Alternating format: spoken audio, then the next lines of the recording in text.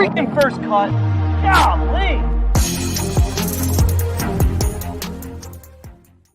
Welcome to the First Cut Podcast. I'm Rick Gehman, and this is your Wells Fargo Championship first look. The first time we've ever done something like this. Interesting to give just a little bit of an appetizer heading into the week. And joining me to break it all down, Sia Nejad is here. Sia, welcome to the first ever first look.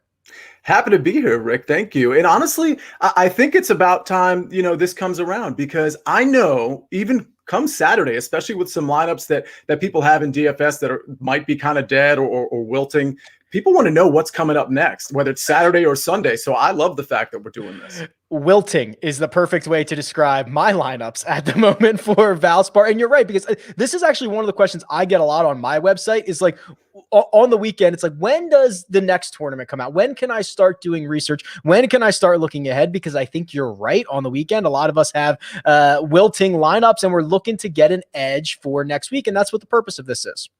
Yeah, absolutely. I mean, let's be honest. There's a lot of things that might be going on. Like I have my DFS lineups, they're not dead, but they're okay. But I mean, I have an outright on Tringali. If you remember, that was one of my first three initial bets. And then I had a Keegan first round leader, which was nice. So I'm going for the double play here.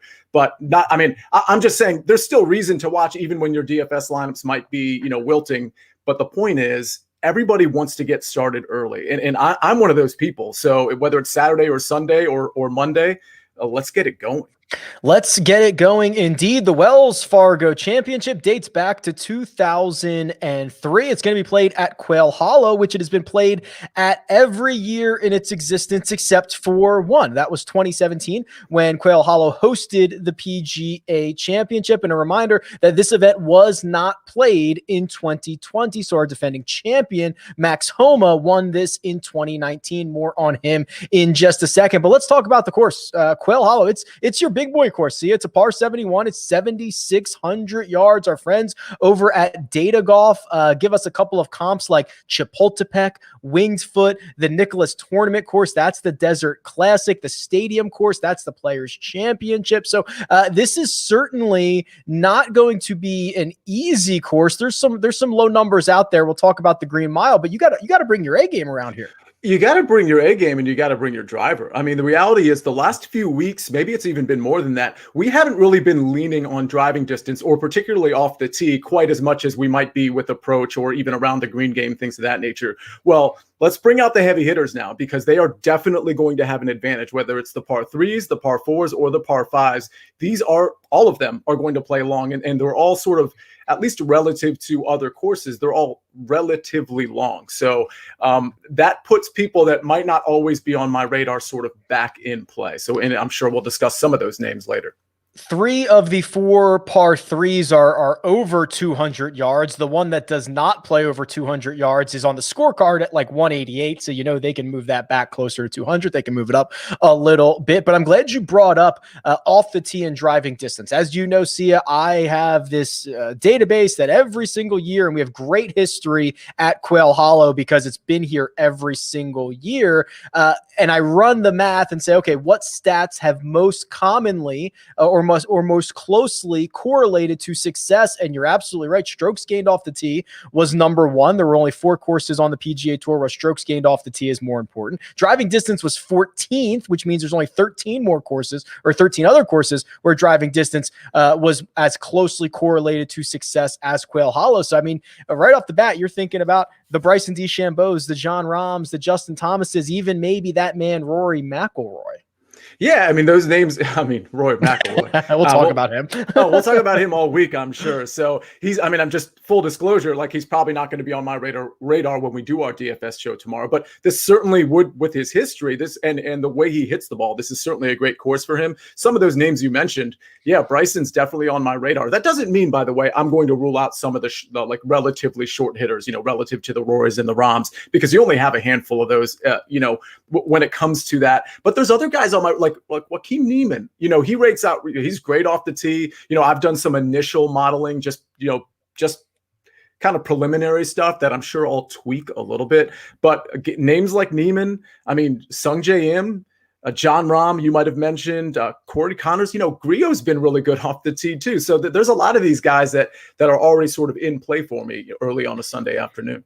We mentioned that Max Homa won this event in 2019. I'm going to skip Rory McIlroy here in a second. Jason Day, he won it in 2018, and we're giving Justin Thomas kind of a nod since he won the PGA Championship here at Quail Hollow, but it is Rory who we are going to see tee it up for the first time since the Masters, who is the only two-time winner of this event. Not only does he have the all-time scoring record, but he also has the largest margin of victory, 7 strokes, both of those obviously coming in the same year. That was in 2015. We know Rory has entered into a more official professional relationship with a swing coach. I'm wondering if he's used these valuable weeks since the Masters to potentially get a little bit right, go back to a place where he has a lot of great vibes. Sia, you see what I'm doing? I'm talking myself into Rory McIlroy on a Sunday afternoon. Well, you're kind of talking me into it a little bit too, because as you were talking, I'm looking at his stats over the last 50 rounds, and they're not like super, super alarming. I mean, you've said this really ad nauseum if you think about it, because, and that's kind of a credit to you, because what you've said about Rory is, hey, listen, if Rory doesn't win or if he doesn't top 3, we all just kind of say, oh, Rory's just in terrible form. And you're right. Like we grade guys like Rory on a different scale than we grade, let's say the Corey Connors of the world. But, as I look at his stats over just this calendar year, obviously the putter has been a problem. But outside of that, he hasn't really been horrific in any other category. Around the green, he's been a little rough as well, no pun intended. But, listen, am I going to have a lot of lineups with Rory? I swear I didn't plan that joke, by the way. It just happened. Am I going to have a lot of Rory? No. Am I going to have a share? Yeah, maybe. But like I said, Rory has a great history here, but his recent history is just not good enough for me to be leaning on. Also making his first start since the Masters is Bryson DeChambeau, the world's number 5 player. Again, this is really how we look at these guys. His last 2 starts haven't been good. He did not get out of his group at the match play, and he finished T46 at the Masters. If your name is Bryson DeChambeau, those are disappointments, but we are only 3 starts removed from his 3rd place finish at the Players Championship. We're only 4 removed from his victory at the API, the Arnold Palmer Invitational. We know this is a course that is going to benefit those who hit it a long way, who gain a lot of strokes off the tee. And if that's the key stat, then it's Bryson. Sia. Yeah, he's going to be number 1 off the tee. And if he's wayward off the tee, it's not going to destroy him. So we know how he does when he's, in the rough, whether it's the primary rough or something a little bit thicker than that. So I like Bryson. I'm not usually on Team Bryson. I don't fall in love with the fact that he can hit it a mile. But with that said, I think I'm going to have to buy. If there was a course for me to buy in with Bryson DeChambeau, it would probably be this one. The name that I'll be looking for Monday morning when these odds drop and seeing what the numbers are, that name is Justin Thomas. And he is doing what he does, which is, again, he has 4 holes to play at the Valspar. He is 2nd in that event in strokes gained tee to green, and he is losing 6 strokes putting. See it. We have seen this countless times from Justin Thomas. Now, I would argue it often doesn't take him long to get right. I'm going through the logs at rickrungood.com. He lost 5.8 strokes at the Genesis Invitational. 2 starts after that, he won the Players Championship. The last time he lost at least 5 strokes in a single tournament. The time before that, it was the Travelers Championship in 2019. It was only 3 starts later, he won the BMW Championship. So if we're following this type of trend, it usually ends with Justin Thomas winning an event in the very short future because he's able to eventually get right with the putter. Yeah, and this is the formula you talk about with every elite player on the PGA Tour. Just a couple months ago, we were talking about that with Colin Morikawa and how we expect him to win because we expect putter regression, and that's exactly what happens. So, listen, Keegan Bradley's leading this tournament right now, and he's a bad putter. Every once in a while, he is going to find the putter. A guy like Justin Thomas, same thing. I expect him to find the putter. Is he going to be one of my favorite guys this week? I'm not really sure whether it's outright or DFS. I'm going to have to assess that from a pricing and a value standpoint. But yeah, I think Justin Thomas is definitely in play. Without looking this up, do not look this up. What adjectives would you use to assess Jon Rahm's recent play? I would say very good, but not John Rahm-esque. I think that's fair, right? I think that is how most people would assess it. They would say, "Oh, he's been fine. He's been good." I don't think anyone would say he's been great or he's been awesome or anything like that. Well, he has 8 top 10 finishes in his last 10 starts. 8 of his last 10, he is finishing on the first page of the leaderboard. He does not have a win. He does not have a victory in any of those 10, which is unfortunately how guys like Jon Rahm get graded, as we mentioned with Rory McIlroy. But this almost feels like Rahm, who should set up very well for Quail Hollow. I don't want to say he's flying under the radar, but most people are just kind of like, yeah, he's been all right. He's been good. Yeah, and it's funny because I think once people realize what you just said and they sort of notice the stats over Monday and Tuesday and Wednesday, we're literally going to see his ownership percentage start to creep up 3-4 percentage points day by day, because you're right. By the way, the initial model, and it is preliminary, that I did, guess who rated out first? None other than Jon Rahm. And as I look at his stats over the last 50, 36 rounds, whatever metric you want to use, they're really, really good. So good that it almost seems, to the point of your question, it almost seems like kind of unbelievable. Like, really? He's been that good? Because he hasn't been flashing like just an eye test or leaderboard test. Like, he hasn't been flashing like these stats reflect. So maybe he is primed to actually win this tournament. We made a bigger deal out of it when Rory McIlroy had all those top 5 finishes in a row. Remember, before the shutdown last year, it was like, oh my gosh, Rory's got, I don't know what it ended up being, 7, 8 top 5 finishes in a row. We were making more noise about it when Xander was on his stretch of however many top 10s he had in 15 starts. It was a ton. We were making more noise about that. We're not even really mentioning it, spending the oxygen on Jon Rahm and the stretch of golf that he's on, which I find to be quite interesting. To round out the rest of the notables in this field, Sia, Webb Simpson back in action. The aforementioned Xander Schauffele will be in the field. Patrick Cantlay, which we are going to be tied up in knots trying to figure out what to do with Patrick Cantlay this week. Will Zalatoris, the young stud who has just burst onto the scene, and then our defending champion Max Homa, who, as we speak, has been contending at Valspar, looks really good. He's going to go back to a place he has obviously won. I think he's a better version of himself now than he was in 2019. Are any of these names ones that you're going to be keeping a close eye on, especially when odds drop Monday morning or when the pricing, when the salaries come out Monday afternoon?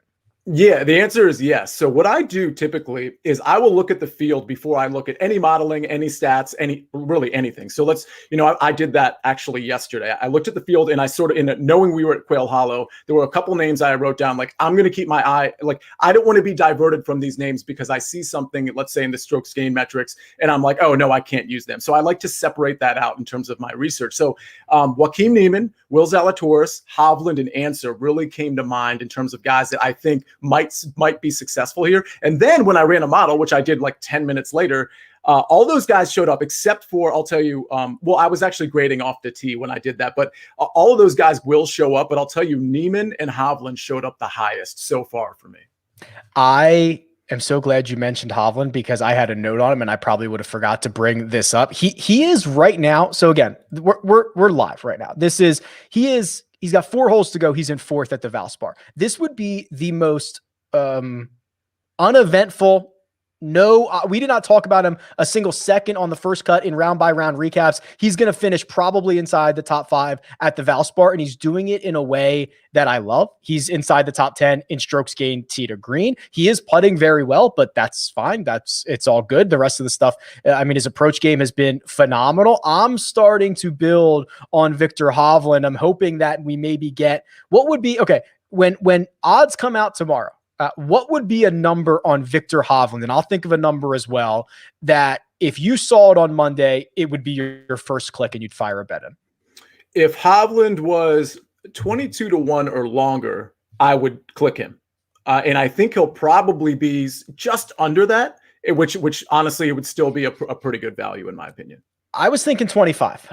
So we're kind of in the same ballpark. I mean, there's enough big names to potentially get Hovland there. I mean, JT, Bryson, Rahm, they're all going to have to be somewhere around 10-1. I don't know how books are going to delineate between those 3 guys. Rory McIlroy is always an option for the public. So I think there is a chance that we get a 22-1 Victor Hovland on Monday. It'll be interesting because I also want to know how guys like Patrick Cantlay and Xander Schauffele, how they measure up relative to a Victor Hovland. Like, I'm curious where they are they going to be slightly ahead of him? Probably because of the name, but Hovland's been playing well. Although I will say, he did have a checkered sort of last, 4 to 6 weeks. So maybe that does keep his odds a little bit longer in that 25-1 range.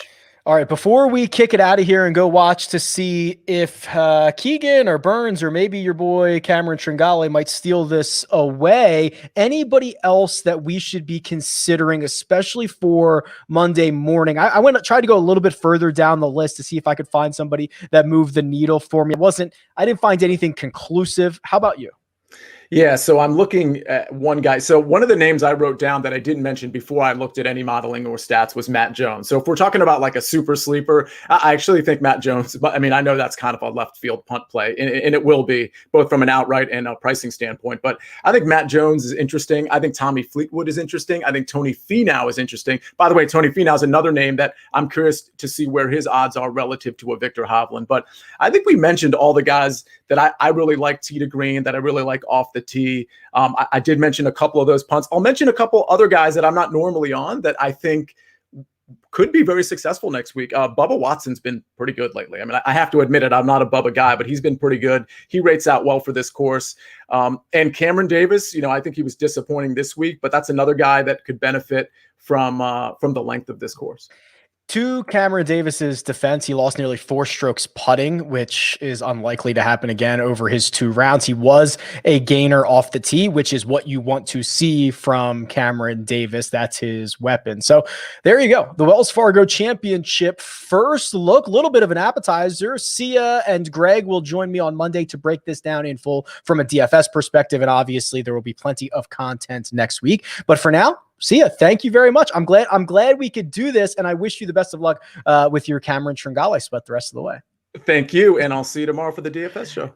All right, producer Jacob does all the hard work behind the scenes. Thank you very much. You can follow Sia at Sia Nejad on Twitter. You can follow me at Rick Run Good. This has been The First Cut, and we'll catch you next time.